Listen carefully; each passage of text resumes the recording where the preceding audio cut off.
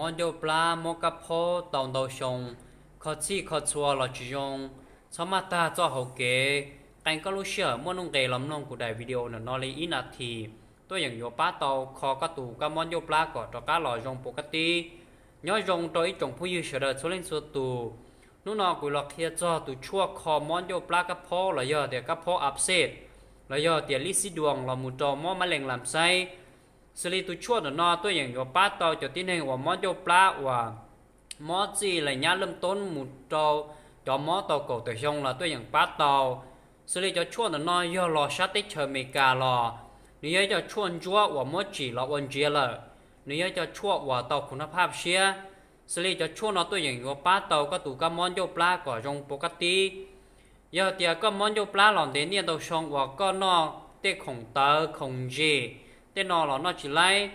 ยอที่ในว่ามอนโยปลาหนออยู่ตรงใกล้ขวาอยู่ตรงด้านเจอยู่ตรงเตอตรงยัวนอได้จีหล่อนอจิไลเตตูก็อยู่ตรงจ่าปลาเจงหงเชียอยู่ตรงว่าอยู่นอได้จีหล่อนอจิโตอยู่ตรงอยู่ขอมัวไหลอยู่ตรงอยู่ขอมัวใจอยู่ตรงโจมัวอยู่ตรงกีตาร์เขามอเซนมอไอเจมอเดโกเชียชื่อตอนนักก่อเตตูก็อยู่ตรงก็หู้สึกต่อเดี๋ยวก็ตุกเข่งชิมุจอเต้นนอหล่อหนึ่งยิ่งย้อนเนื่องหล่อแต่ก็ลูกกระเพาะ